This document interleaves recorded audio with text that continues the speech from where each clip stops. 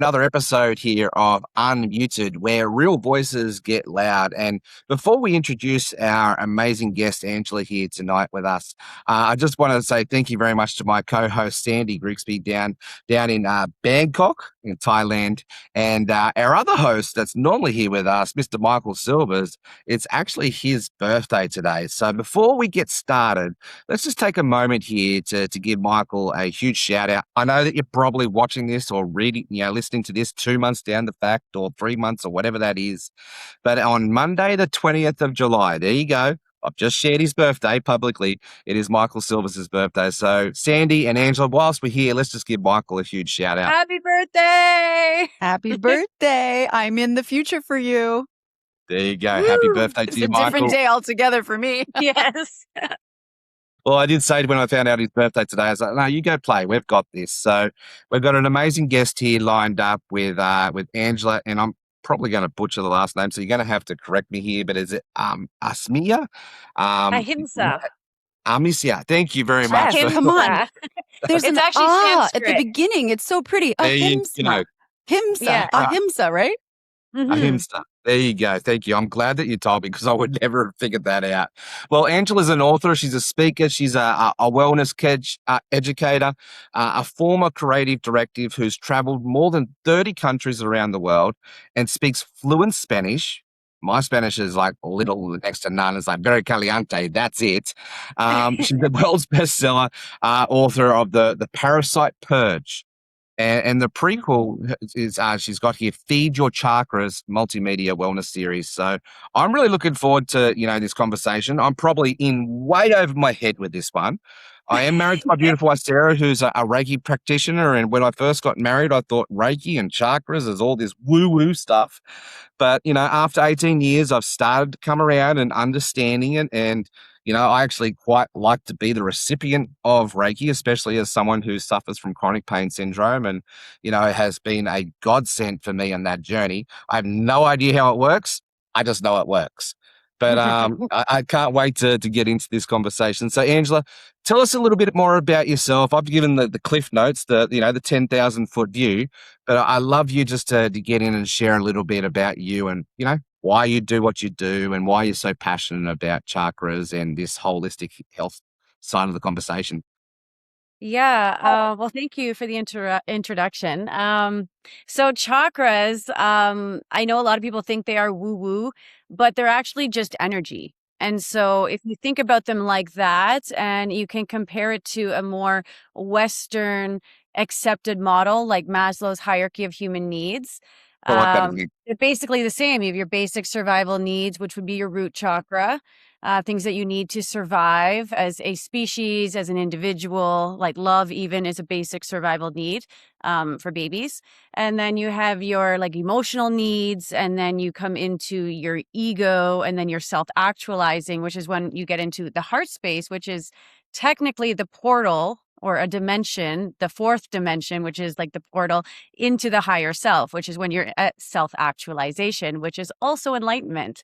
So really these dimensions are just conscious levels of consciousness. And most of humanity is actually operating on the lower three chakras, which is the ego, me in competition with them, like us versus them. We're functioning out of our emotions. And that's what drives a lot of our egoic decisions. And then we're also surviving. A lot of people are stuck in survival mode. And so I don't know. I didn't really choose. I think this path chose me because I'm just supposed to translate it differently than it always has been as these, like wheels or whatever, this foreign kind of ancient Indian philosophy, because it actually affects everybody. Think about it in terms like that. Oh, we got another notification. We talk about distraction cities, and It's not me. I'm putting everything on airplane mode right now. There you go. Yeah. That'll stop that. Yeah. So I love just straight away how you opened up, with the comparison to the Maslow's hierarchy of needs. As someone who's in the personal development leadership space, and all of that sort of thing. I love that you connected the dot and you related it for me to something that would be grounding for me. And, Mm-hmm. as I said, being married to, Sarah, who's Reiki practitioner, a remedial massage therapist and all of that sort of thing, I've just gone, look, I love it. I know it works. I don't need to know how it works. But as I said, as the recipient of it all, when I do get a Reiki treatment from Sarah, it's like you just talked about it, right? It's energy. Like everything seems to be rebalanced. Everything seems to be back in flow, back into grounding. Is Mm-hmm. probably the better conversation. So I said I'm really looking forward to hearing a different perspective as we go into this. But Sandy, have you got any questions that you could help us out Yeah, here with? tell us how it works. Yeah. Okay, well, he's talking about Reiki, the chakras. When you do Reiki, a lot of the time you work on the chakras, but Reiki's a little different because it's working with light energy. And I don't know what level of practitioner your wife is at, but you can work on the chakras, but you can also work on the emotional body. And then there's other symbols that can help you uh, surpass or transcend the time space continuum because Mm, everything kind of exists in the quantum field. So it's a little different, but they're very connected because you learn about the chakras. That's actually how I learned primarily in yoga, but then I did Reiki afterwards. I've done it all. But when I started learning about chakras, that's when I kind of became fascinated with them. But they really represent so many different things. And the more that you understand them and how they develop and even like the ways in which they develop in comparison to human psychology, it makes a lot of sense. So like your root chakra, your basic survival needs, that all forms in the first 7 years. And that's when we're literally, new on this earth and we're dependent on somebody to take care of us and to provide safety and shelter and feed us. And that's also when we're in that state of hypnosis and we get programmed. And so that programming, that early childhood development is really dependent on the environment that we're in, which is also root chakra. And then, you have your when you're 7 to 14 and you're kind of in that stage where all you want to do is play and have fun and create and like you don't even need to eat. You don't need that to survive because you're literally like thriving off of like this joy and excitement. That's a very childlike energy. And that's the sacral chakra, which is the creative life force. It's pleasure, it's creativity. It's also the sex chakra because of the pleasure, but it's more in like the pleasure end and not the like reproduction end, as in like the basic survival. And then 21, that is when you're kind of a teenager, and that's when you get the ego and you don't want to listen to your parents because they're not cool and stuff. So if you actually kind of see these stages of life and you compare them to the chakras and what's developing, it actually makes a lot of sense in that way too. And then when you go in your 20s, that's usually when people experience their first heartbreak. They fall in love for the first time. It's like the puppy love. And then a lot of people get wounded from their puppy love and then they're traumatized and then they close their hearts and they never love anymore. They carry those woundings. But that's actually the lesson of the heart chakra. So anahata is the Sanskrit word. There's a lot of Sanskrit. My last name means nonviolence, by the way, in Sanskrit. It's one of the yamas in yoga. So that's why I chose it. It used to be Argentina, which was a lot easier to remember, but I'm not Argentinian. I just used to live there. So anahata means unstruck. And so that is the beauty of the heart chakra, is to really learn to love. And despite whatever happens, to not close the heart, but to transmute that pain and to take the lesson, which a lot of 20-year-olds are not at that developmental stage yet. But like that's for us later on in lives, is to be able to still treat others with compassion, but to love yourself so much that you have boundaries and can express them compassionately and stuff. And when you're able to do that and have that open heart and be more understanding of others, that's actually when you can transcend into your higher self, because basically it's unconditional love and that's transcending the ego. Yes. fascinating. Uh, what I hear is actually all the conversation. As I said, you talk about energy. I'm hearing just the lineup between love versus fear. Talking about energy based here, space and whatnot. So coming into that highest space of love, really, Hmm. as where it is all of that, and it's just the different levels of that, right? Mm-hmm. Well, you know what's funny? So we all think that like love is considered the miracle frequency or the God frequency, and that's also because it's very healing. But authenticity, the frequency of authenticity, which is actually more of a throat chakra, which is the next dimension. This is the fifth dimension, which you might hear a lot of people talking about 5D. You know, some people are in 3D, 5D. I may have lost you here, but anyways, if you know the lingo, then that's just that's kind of like the evolution of humanity and where we should be going. Is the awakening is happening, but it's also when truth is revealed, it's also authenticity, it's transparency, because when we have transparency, whether it's a relationship, whether it's situations, whether it's with the government, like at least we have the information to have like informed consent and the information needed to like advocate for ourselves and to step into the highest alignment. So that's what the awakening is. So we're actually you transcend that through love, right? Because you can be given information or truth, but if you're closed off to receiving that truth, then that's a you block, right? But like if you can receive that truth and maybe you don't necessarily like it, but you can understand it and receive it compassionately and respond without reacting, that's coming from like a higher alignment. So this is where we're kind of at on the humanity's timeline right now. We're like kind of in this like space where there's so much going on and there's a lot of truth being revealed, and it's the time where we could be at an awakening, or it could go two ways. You know what I mean? Like if we continue down knowing what we know about certain things and we're being driven by egoic decisions, or if we choose beyond ourselves, we choose nature and we choose the oneness that we all are inherently, that's when we evolve. So this is why I'm being drawn to this work, because I can translate a lot of this stuff that like comes through me, and I'm like, okay, how do I put this in simple terms? So I try. If that made So any if sense. someone's feeling drawn and they want to get away from ego, where do they start?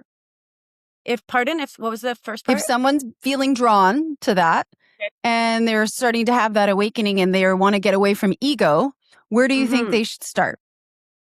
Oh, there's a lot of places. I mean, it really depends on the person, but meditation is a good one, like self-reflection, because your ego is primarily driven by your identity of self, and your identity of self is also usually from an unintegrated shadow. So we have a lot of things that drive our behaviors. They drive our obsessions or addictions and all that.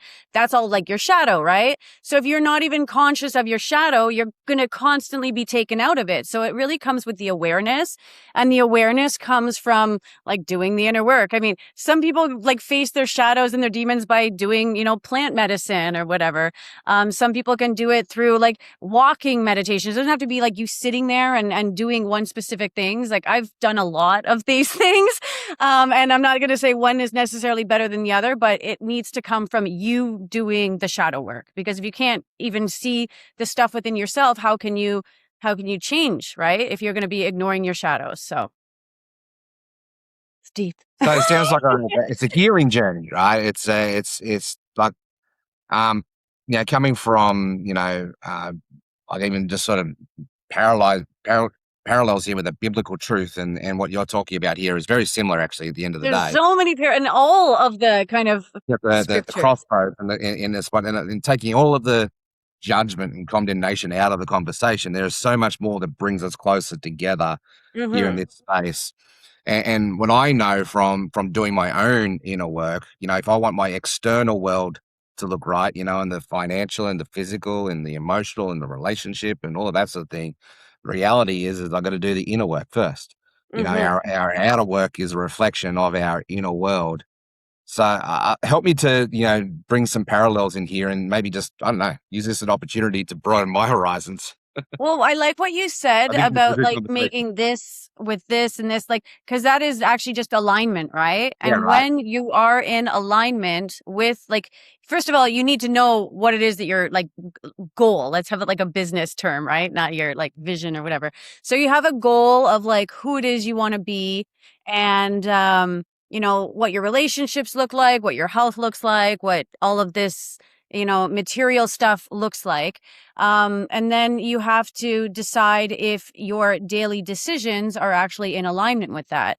And then if they're not in alignment with that, that's probably a shadow. So it doesn't have to be so abstract, like, you going to the depths of your own hell, you know what I mean? But just kind of observing your own habits and stuff, because we're creatures of habits. And, if you're going and, I don't know, eating crappy fried food all the time, that's actually very ungrounding too. Like it does affect your physical body.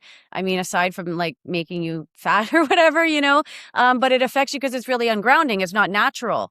And so all of these things that aren't natural and they're synthetic, your natural body can't eliminate it properly.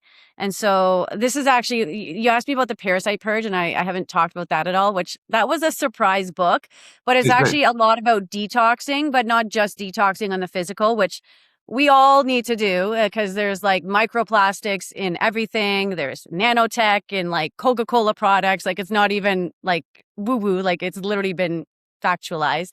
And there's just so many different things in the environment, like the clothes you wear are all plastic. And every time you touch this, you're coming into contact with it. And we're like sponges, like your skin is your largest organ. But nobody thinks about this because we're just buying and buying. Like we're an unconscious consumer society. So the best thing you can do to like not be poisoned is to not consume the crap, but it's almost impossible. So like just being as natural as possible, but it's unavoidable. I'm very healthy, and I can tell you that I had parasites. Okay. So like we all do. And these parasites, what parasites are is they're like organisms that live off a host, and they basically destroy the host. If you think about it, humanity is acting like a parasite on planet Earth. That is our mother, and we're literally like leeching. It doesn't have to be like this. Like it doesn't have to be so destructive and so depleting and exploitative and like, greedy and stuff. It doesn't have to. This is like the civilization that we've become accustomed to, but it wasn't always like this in every single civilization.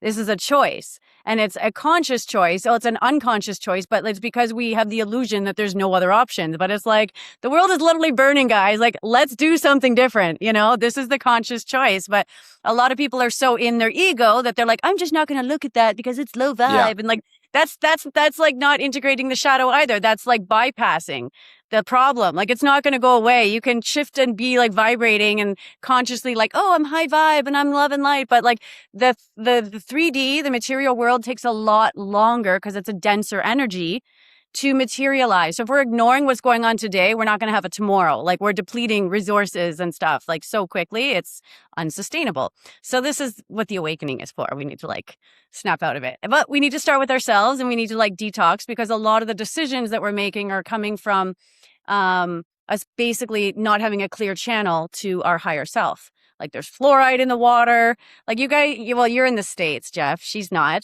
But I went to the States last weekend, and I literally dry fasted the entire weekend because I could not believe the amount of fluoride in the freaking water. Like I'm very like conscious of this. I don't drink fluoride. I don't have fluoride toothpaste. I drink Kangen water, okay, which is recent, and I can tell you I don't even sell it, but I can tell you like there's a huge difference, okay, from like unfluoridated to Kangen. But I dry fasted because I didn't want to drink the fluoride because it calcifies your pineal gland. I'm so intuitive. I'm like, you are not screwing with my connection to the divine. And so I came back here, and I've been drinking non-fluoridated water, but now I'm eating tamarind because I want to get that little bit of fluoride out of my freaking brain.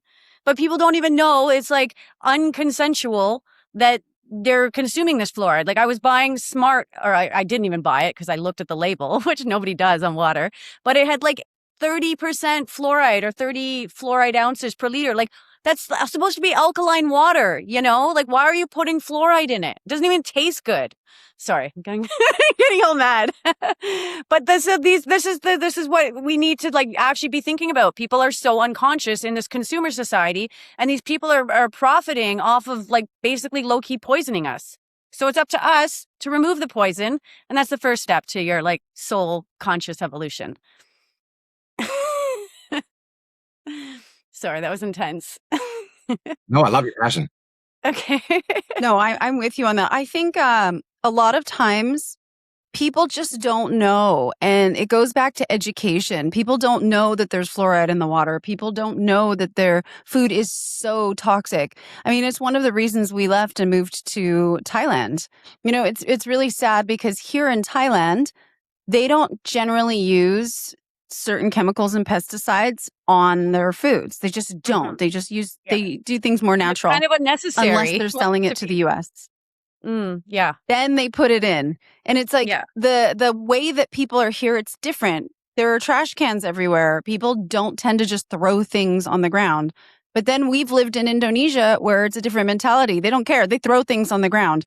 So I think it just goes back to education, and people just need to be made more aware. They just don't know. And we really need to work on that. And I think that's a big deal. I agree. Yeah, as I say, I think that what I can pick up, Angela, is, and what I see you so passionate about, is helping people to become aware. You know, not just aware on the energetic side of things, but aware on the, you know, the toxicity in our society, in our health, and all that sort of thing.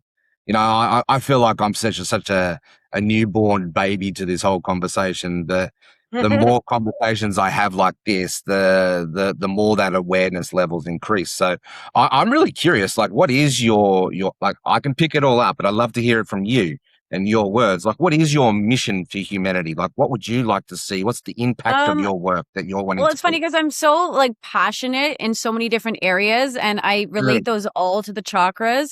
But what I've actually decided to focus on is reprogramming conscious thought for their own like personal evolution. Because it's all like you said, like I've like looked at it and I'm like, okay, it really is all just about consciousness. If you at least have the consciousness, then you have a choice.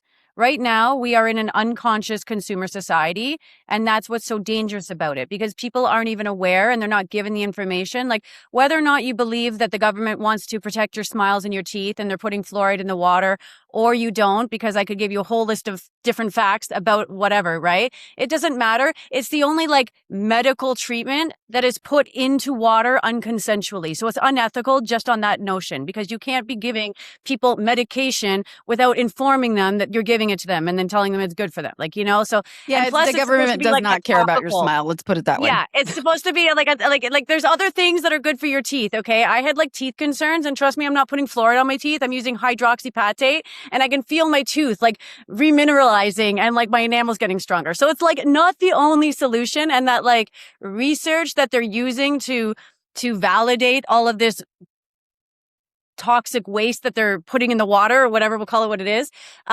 It's over 60 years old. And they weren't even logistically correct. Like, well, it's something about, just talking about water conversation. I learned the other day that, you know, most of our houses used to have copper pipes in them. Yes, that's another thing. They took out all of the copper pipes because they realized that it was actually making us healthy and energizing the water for us on an energetic level. And so, you know, copper pipes were taken out of the house because, let's face it, you know, we have a sick care system, not necessarily a health care system. You know, there's more money in sickness, right? And this is the thing. It always goes back to money. It does. I get and if huge people arguments with people who don't believe it. They think, oh no, the government's out to help you and protect you. Okay. But that's just not too much true. Fluoridated water. Yeah, maybe that was the foundation, but let's just put it this way. I used to date a guy. I broke up with him very quickly when I figured this out. But because of the type of human being that he was, okay, he was a particular configuration of a human that gets special benefits from the government. Let's put it that way. Okay. He was able to apply to do services for the government, and then they would give him priority because of his background. And he would rob them blind. I mean, he was charging $1,000 per light bulb to change a light bulb in a government building. $1,000. Think about that. And getting government contracts to do that because of his background. And I felt like it was fraud. And it was. I mean, it's unrealistic. But that is what's in place. So people go, oh, no, you know, the government helps you. No, the government helps their own. They help the people who get the benefits and the entitlements and the contracts that benefit them. And then they don't want to displace any of that. And it's criminal behavior. I'm sorry. Wrong. $1,000 per should light be- bulb, totally unnecessary. But It's, that's what's uh, happening. greed. And that's the same thing with the fluoride in the water. A Mhm. company is providing the fluoride. They're making a boatload of money. They're getting the incentive. Someone's helping them. They're not going to change that. None of that's going to change anytime soon. And the people are completely oblivious to it because they believe this delusion that the government's here to protect us. No, the government is there to protect itself and all the people that it's helping in their little ecosystem. And it's really bad. And it's just as bad in other parts of the world. I'm not just pointing this on the U.S. No, I mean, we live it's No, a, no, it's we a live in so worldwide many countries. We we can you all go agree. by where the bribery is the easiest to get around. Yeah. Mhm. Well, I think we definitely hit a chord, and we may have to have Angela come back for a second round here to go a little bit deeper into this conversation. But unfortunately, today we've run out of time. So, Sandy, I'll go to you next. But I also just want to hear from Angela as well. If you had this opportunity right now, and if our audience could take away just one thing from today's discussion, and not just actually like absorb the information, like actually go do something about it, right? Because that's where the transformations on the other side of that applied knowledge.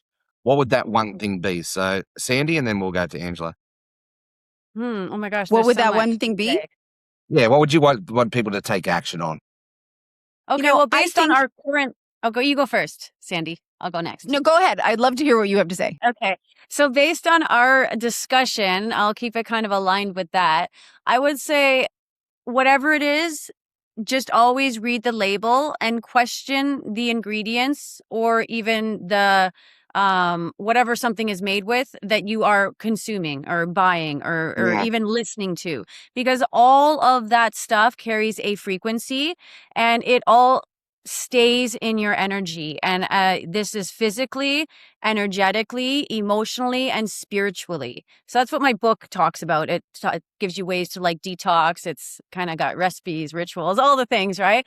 But the thing is, we're not responsible for what necessarily happens to us, especially if we're uninformed or, unconsensual or just ignorant. We don't know. But it is our responsibility to empower ourselves through knowing what goes into our body, or at least trying to eliminate it so that we can be healthy. Like we can't be healthy and thrive and channel for the divine in your sacred temple if it's polluted or infested with, parasites or whatever it is. Right. So yes, look into it, read the labels and cleanse. Detoxing is amazing. And in my opinion, essential at this point in time. Ta-da. Exactly. And I agree with you 100% on that. Unfortunately, some people don't know what to look for. And so that's where I would add to what you just said, Angela, that the internet is there. AI is there. You can ask questions, start doing the research, looking into things, because there's no reason for ignorance anymore. There's too much technology available now to us to make things easier. This isn't the 1800s. So information travels quickly. Just start researching, make yourself aware. Don't live in an ignorant bubble because it doesn't benefit you or the planet. One answer, because usually the first one that pops up on Google is paid for. I just saying. Yeah, that's another thing. But that's why I said research. Go to the library, pick up a book.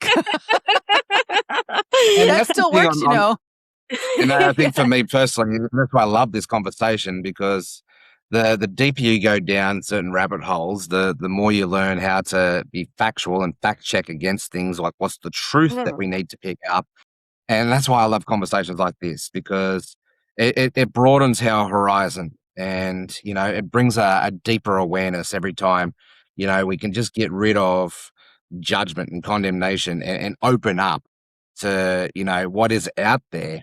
And so for me, it's continue to have conversations just like this one. So I thank you, Angela, and I thank you, Sandy, for just bringing a fresh vibration into my life. So I appreciate you both. For our listeners, let us know what you would like to take advantage of today's conversation, and how would you apply it to your knowledge base and awareness in that space.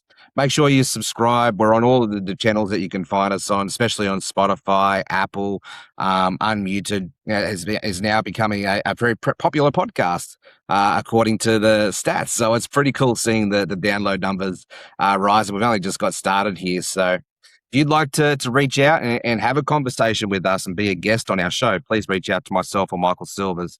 And we'll make sure that all those details are in the show notes. And we'll also make sure all of Angela's details are in the show notes. So if you wanted to reach out to her personally, you have the opportunity to reach out and connect. So, Angela, thank you very much for being a guest on Unmuted today. Thank you for having me. No, thank you. And Sandy, once again, thank you for being an amazing co-host. And next week, we'll probably have the trio back with myself, Sandy Grigsby, and Michael Silvers. And we look forward to seeing you on the next episode of Unmuted. Bye for now.